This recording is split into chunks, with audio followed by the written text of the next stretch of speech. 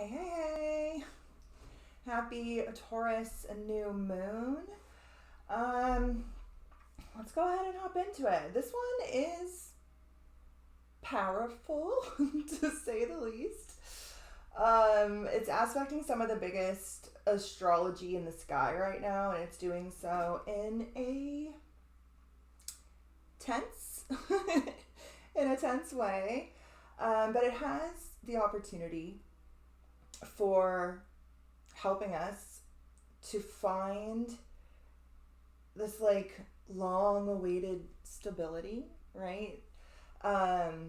It's really here to kind of make us uncomfortable, really uncomfortable, to the point where we take needed action to build something that has longevity behind it, right?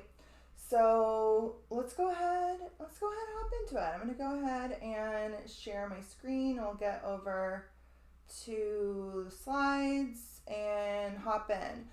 If you're new here over on Patreon, make sure you check everything linked down below. Make sure you print out or have on your phone or however you want to use the PDFs linked down below. They're kind of vital to helping you understand your chart. Like, the whole goal of this is to have you sit there with your natal chart and take what I say and then try to decode that for your personal chart. I can't see your chart, so I can't see what house things fall in, what planets are aligned, and so you want to know the like keywords, the associations with the houses, with the planets and whatnot, and all of that can be found down below, okay?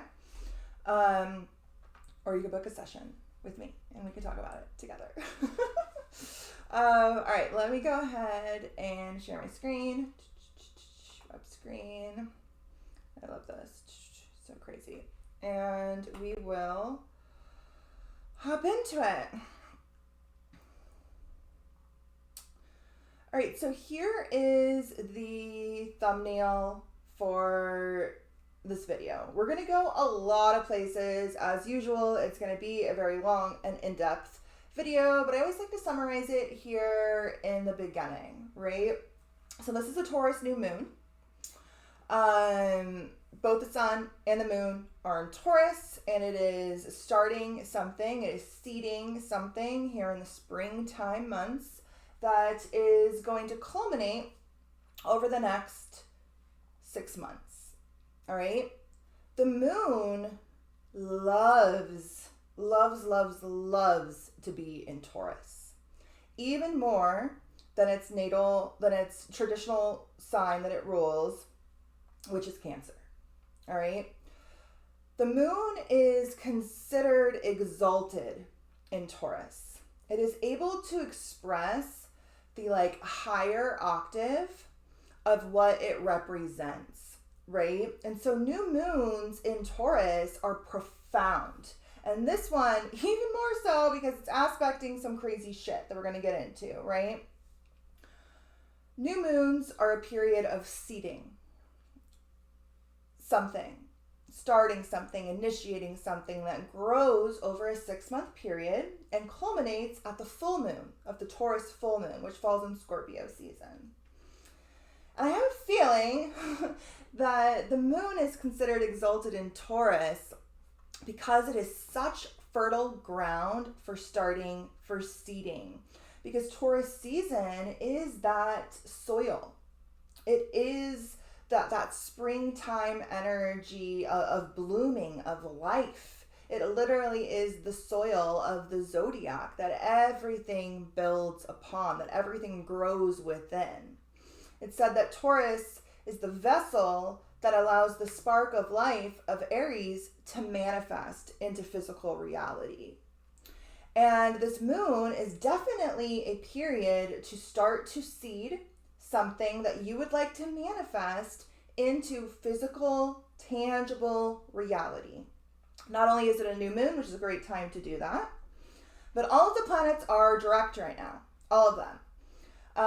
We have Mercury about to leave its shadow period And then we have Mars also about to leave its shadow period on May 1st, but they're both already direct and moving forward, trucking forward.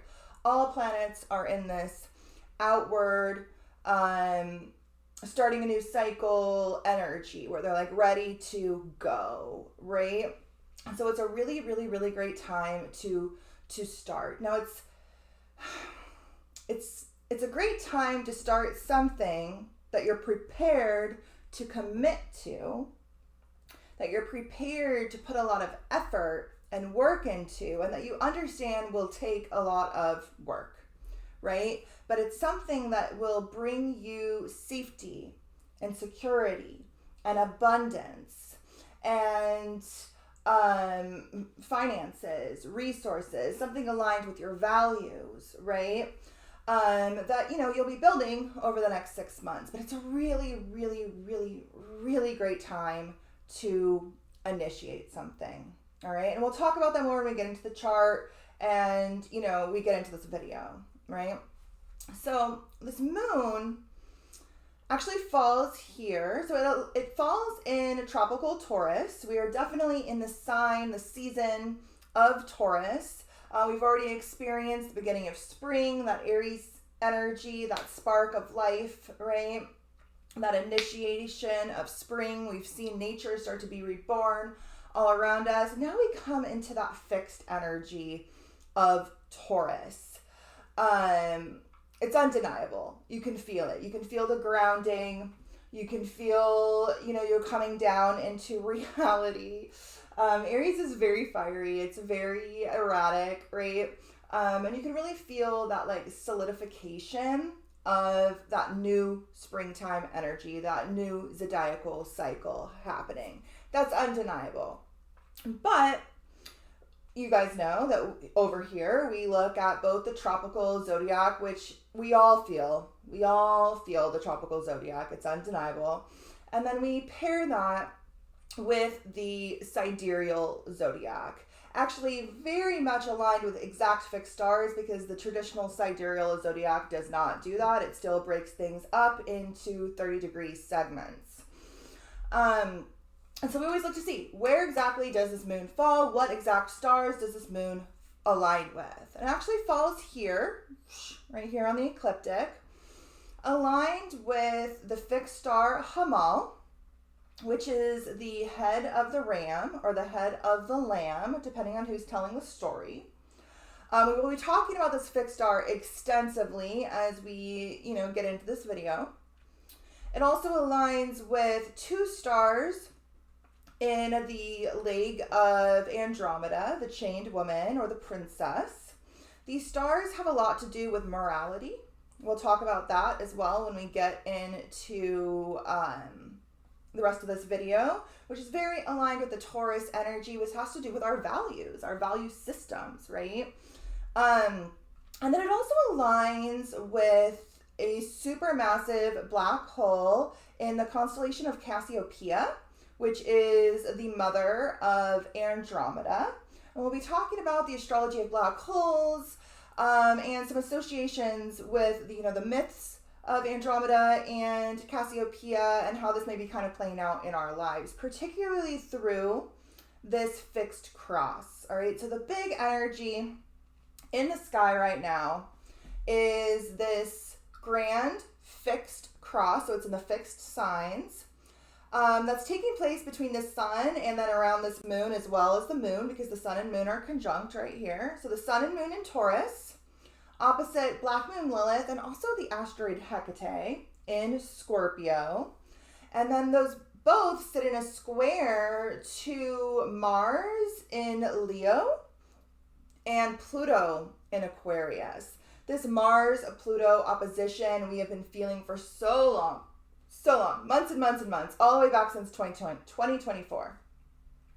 Because Mars went retrograde from Leo into Cancer, and then it stationed direct, and it had to move all the way back. And so it has transited this opposition to Pluto. This will be the third and final time. So this is energy that we have felt 3 times in the past. I don't actually have the date written down here. We'll have to look that up. We'll look it up. I don't know. We'll have to look it up. I meant to write that down and I forgot the dates. We've been feeling this energy for a really long time. All right. And this is the climax of that opposition. Now, an opposition between Mars and Pluto brings a lot of power struggles. All right. Mars is our will, it's our drive, it's our anger, it's our rage. It is that like spark of individuality and our individual passions and desires and will and drive. And Pluto is the planet of power and manipulation and transformation, right? And when we have oppositions or squares, which that is what a fixed cross is, it is two oppositions and all the planets sit into a square to each other. It's a grand square or a grand cross, however you want to look at it. And this falls in the fixed signs. So when we have a grand cross, we have a lot of tension and a lot of conflict. We're being pulled in 4 different directions. But all of these signs are fixed signs, so they have something in common. They're pulling us in 4 different directions with a goal. And the fixed signs goal is stability and it's longevity, all right?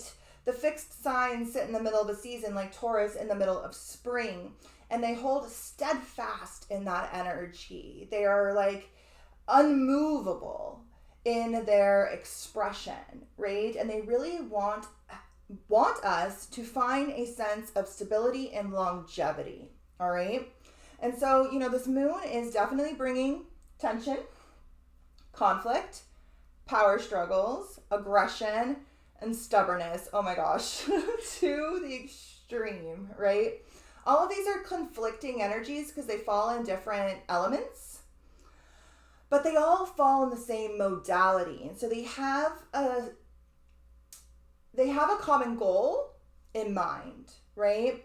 So there is conflicting energies, and they need to find a compromise, right? All of these signs need to work together in some way. All of these planets, all of these houses in your chart need to work together in some way. They need to find a compromise, right? And if we can do this, this is where the beauty really unfolds, right? Especially around this exalted moon. If we can do this, it will result in that fixed energy, in that sustaining energy, and in a sense of purpose that allows us to achieve our goals and create something that is solid and has longevity. But it's going to take some work and commitment, which is what the fixed signs are all about, right? But this is something that this moon, this lunation has in spades, right? If we work with it, especially considering all of the planets are direct, right? So let's go ahead and get into it. All right, so go ahead and take your natal chart and we're going to find a couple of things. All right, so first, of course, we're going to find what house does Taurus govern in your chart.